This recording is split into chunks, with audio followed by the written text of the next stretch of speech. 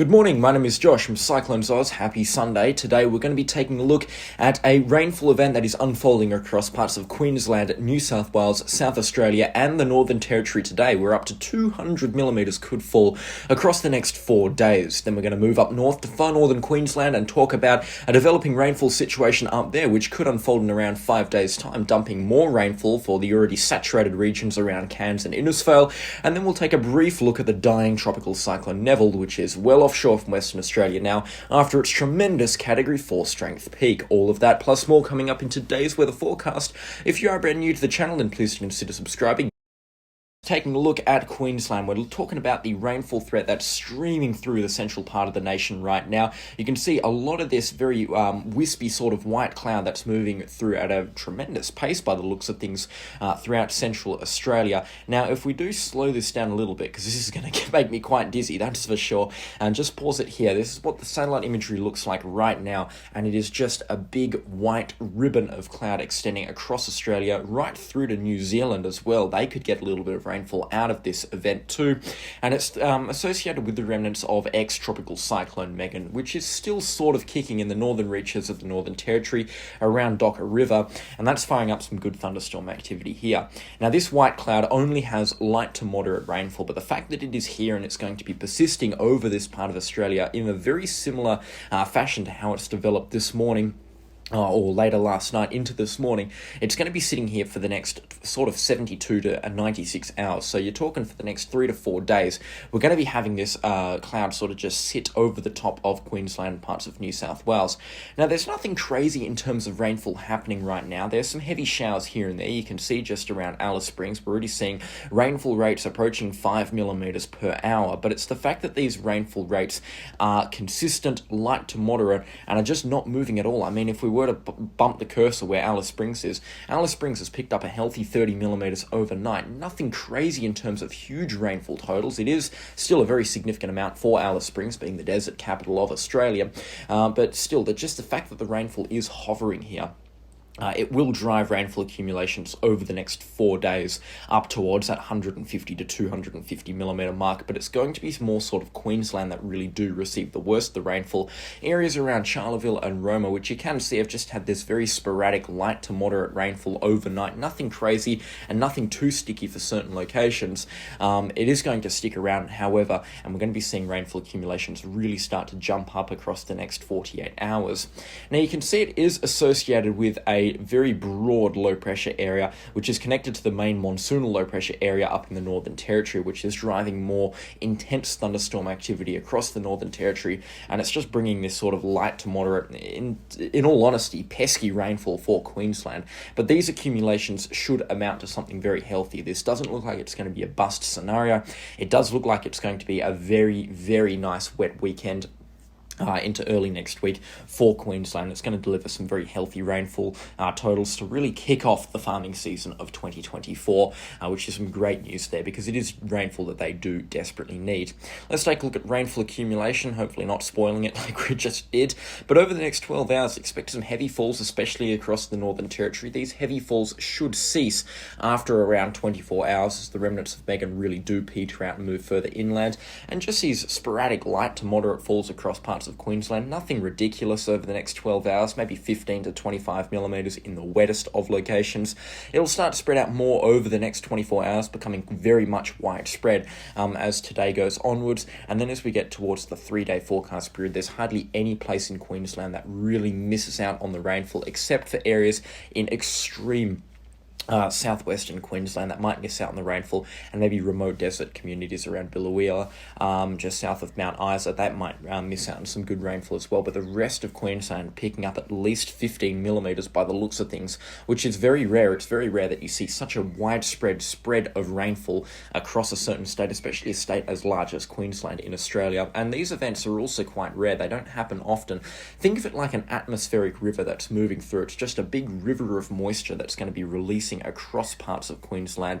You might be able to see that we're starting to get into heavy falls now outside of Charleville, which I did say was going to be the hot zone for this rainfall. As we go to the 5-day forecast, which is kind of the maximum of the rainfall, they could be expecting up towards 150 millimetres of rainfall through there. In fact, some locations might pick up even more. And I mean, some of these areas are quite hilly as well. I mean, you can make out some hills here on the map just outside of Rolleston. There's a lot of river catchments that fire off there. And when you're talking about 100 millimetres falling up there, it's definitely going to cause rivers to fill and maybe even flood in some cases, which will bring some good flows to adjacent communities that might not pick up as much rainfall. But it really does look like we're seeing a very widespread spread of rainfall here through the agricultural belt of Queensland and maybe even in towards the coalfields and the Brisbane area. Rockhampton, by the looks of things, will pick up a healthy 50 millimetres. Bundaberg, another 40 millimetres. The Sunshine Coast might pick up 40 to 80 millimetres as well. And then there'll be wetter locations up on the Whitsundays. Mackay could be picking up just 40 millimetres. But outside of Airlie Beach and Bowen, it looks like some areas might pick up towards 200 millimetres, which will only happen with the very heavy showers from an onshore flow, which will probably be a little bit later on in the sort of 3 to 5 day forecast period. So more on that later on in the week. But I really can't be giving a good forecast on that right now, considering it does look like an onshore flow. If we do switch this to the 10-day forecast, you can now start to make out a significant amount of rainfall falling for far northern Queensland. But again, the Eastern Weather has just never been on board with this sort of situation. It's always been the GFS and the Access G3 model, which are calling for this significant rainfall in far northern Queensland.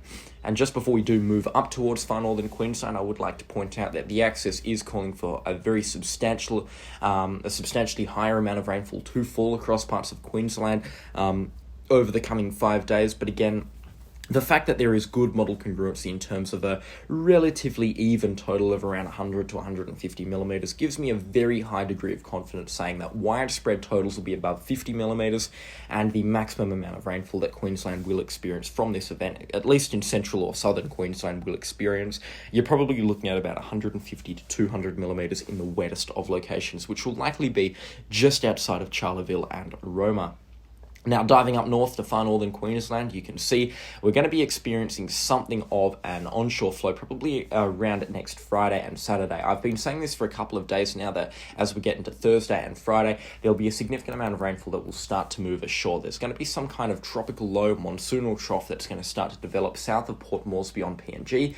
And that will drive rainfall accumulations up on Friday and then into Easter Saturday as well. So some very healthy rainfall could fall Friday afternoon, Good Friday, and then into Saturday morning, but it should ease off by Saturday morning and then ease off for good with just these moderate to heavy rainfall showers here and there through the rest of Easter, and there's some pulse thunderstorms across the rest of Queensland. Now, the tropical low has been completely kicked off the forecast, which means I do believe that the rainfall forecast will be progressively back down day on day, which means that the forecast that we're looking at right now is probably the worst case scenario in terms of rainfall, but I do still feel like it's something very much worth mentioning and taking a good time to really cover, just to get the heads up to everyone in far northern Queensland. I understand that about 30% of my viewer base is in far northern Queensland alone, so it's great to have all of you watching up there, and thank you to everyone that's sharing the videos around up there as well. It really does mean a lot, and if you haven't already, then do please consider clicking the subscribe button too. It is free and you can unsubscribe later if you feel like my content isn't for you, but I do feel like that considering my viewer base, it is a very good idea to be giving it the adequate heads up to the areas up here. Nothing crazy in terms of rainfall, by the way, only 200 to 300 millimetres is expected, but considering it's going to be falling all within a 24 to 36 hour period, that does really exacerbate the risk of flooding. If it was 300 millimetres over the next 10 days, I probably wouldn't even bother covering it. It wouldn't stick out to me. But considering that Good Friday and the first part of Easter Saturday, so Saturday morning, will likely be quite wet, and I mean very wet, and there will be places that pick up towards 250 millimetres, I feel like it is wise giving a good heads up for it. Now, you might be able to notice as well is that the rainfall really doesn't ease out of Central Australia either around Friday, Good Friday, when the rainfall is meant to be easing off. It looks like the monsoon is going to try one last burst, and that's going to be what brings the rainfall to far northern Queensland, and it looks like by the Easter long weekend, that the Northern Territory does get dominated by some pretty significant thunderstorms in some areas that could deliver some healthy rainfall accumulations.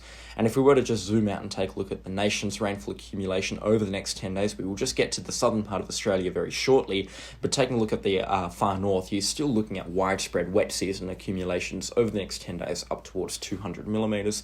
In the wettest of locations around Cairns, Innisfail, Tully, the rainfall has been back down from yesterday, but still up towards 450 millimetres can be expected. I do believe, once again, that is the absolute upper echelon of how much rainfall can be expected, and I do believe that the forecast will continue to be back down over the next few days, but still 400 millimetres is a significant amount. Right now, prepare for about 250 to fall Friday to Saturday. I do think that that is a good number to be thinking about. Now, before we take a look at the remnants, the dying remnants, by the way, of not ex-tropical Cyclone Neville, but tropical Cyclone Neville, we'll take a look at New South Wales and Victoria and Tasmania, because I have mentioned that these areas are going to be receiving much more video coverage over the next 6 months, and I do feel like it is wise to really mention them in this video.